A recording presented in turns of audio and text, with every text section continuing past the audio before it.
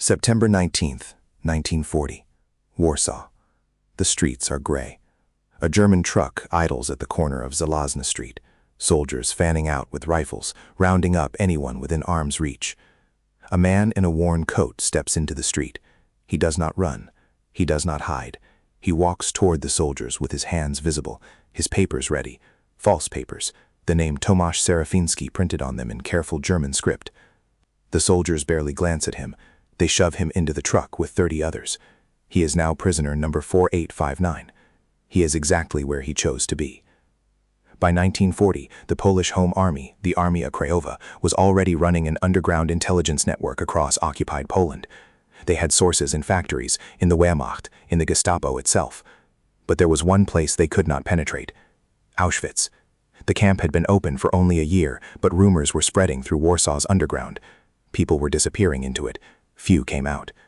The Polish government in exile in London needed to know what was happening inside those walls. They needed someone on the inside, someone willing to walk in and not walk out, not until he had answers. We told Pilecki was a cavalry captain, 40 years old, a man who had already fought the Germans once and lived. He was married with 2 children. He had a life to lose, but he also had a choice. When the Home Army asked for a volunteer to infiltrate Auschwitz, Pilecki said yes, not with hesitation, not with the weight of a man surrendering to duty. He said yes as a soldier says yes to an order he understands will likely kill him. He would walk into a German roundup on the streets of Warsaw. He would let himself be arrested under a false name. He would become a prisoner numbered among thousands, and he would survive long enough to tell the world what he found, if the world would listen. The first weeks inside Auschwitz were a descent into a world that had no name yet. Pilecki was assigned to a work detail. The camp was still being built, expanded, refined into something that would become the machinery of industrial death. He watched the construction. He listened to the guards. He began to understand the system with the clarity of a man trained to observe. The roll calls that lasted hours in the freezing dark, the selections where men were pulled from the line and never seen again, the crematorium that burned day and night, its smoke rising above the barbed wire like a permanent stain on the sky. The work was brutal. Prisoners died from exhaustion, from hunger, from the casual violence of the guards. But Pilecki endured. He was a soldier. He had volunteered for this.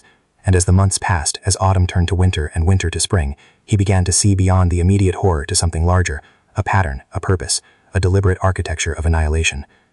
By March 1941, 6 months after his arrival as prisoner 4859, Pilecki had made contact with other Polish prisoners, men he could trust, men who understood that survival alone was not enough. He began to organize them. He founded ZO, the Military Organization Union, a clandestine resistance cell inside the camp itself, a network of witnesses bound by oath and courage. The organization grew. Hundreds of inmates joined. They had no weapons, no way to fight the guards directly, but they could document, they could witness, they could remember, they could ensure that what was happening here would not disappear into silence. Pilecki began to compile reports, names of the dead, dates of arrivals, methods of killing, the existence of gas chambers, a technology so new, so obscene, that even the Polish underground in Warsaw struggled to believe it was real. But Pilecki wrote it down. He saw it with his own eyes. He knew.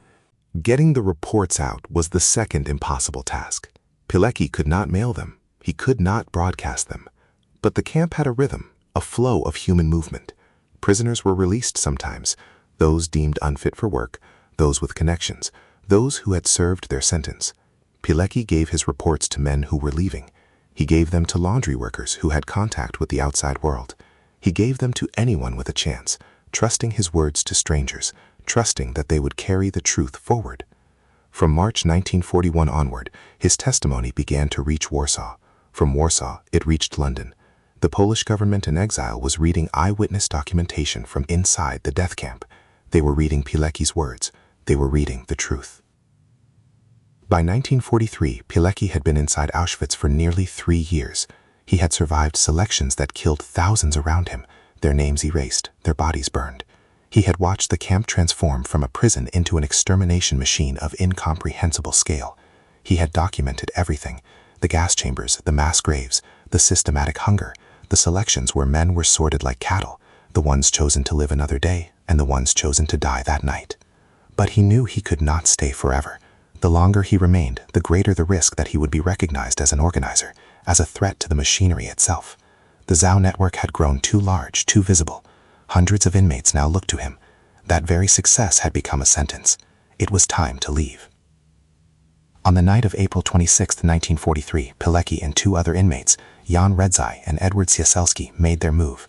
They were assigned to work detail at the camp bakery, a place of relative proximity to the perimeter, a place where a man might see the fence and imagine beyond it. They overpowered a guard. They cut the alarm wire with hands that had learned to move in silence.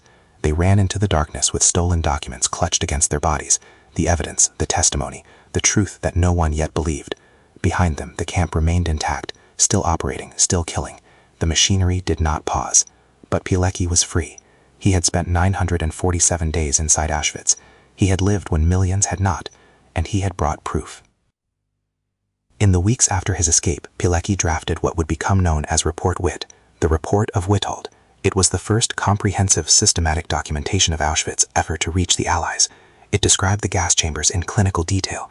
It named the methods of killing.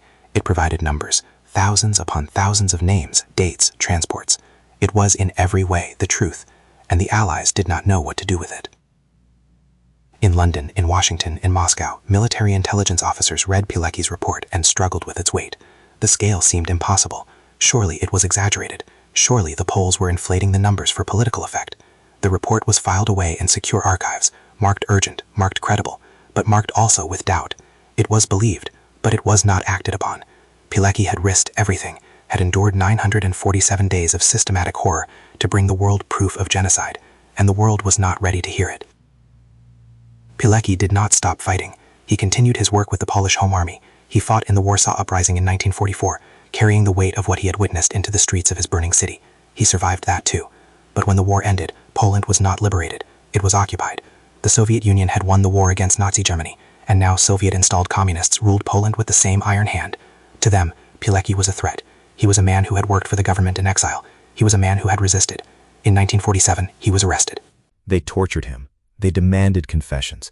They fabricated charges, espionage, collaboration with foreign powers, crimes he had never committed. On May 25, 1948, Witold Pilecki was executed by a single shot to the back of the head. He was 47 years old. The communist regime buried him in an unmarked grave. For 42 years, Poland's official history erased him. Prisoner 4859 had become a ghost. It was not until 1990, after the fall of communism, that Pilecki was rehabilitated. His name was restored. His grave was found. In 2006, Poland awarded him the Order of the White Eagle, the nation's highest honor, posthumously. The world finally began to understand what Pilecki had done. He had walked into hell voluntarily. He had documented it. He had escaped. He had told the truth. And he had paid for it twice, once to the Nazis, once to the communists. Witold Pilecki remains one of history's most extraordinary acts of courage. Not the courage of the battlefield, though he had that too, but the courage of bearing witness, of choosing to see, of refusing to let the world claim ignorance. His report was real. His numbers were real. His sacrifice was real. And prisoner number 4859 will not be forgotten again.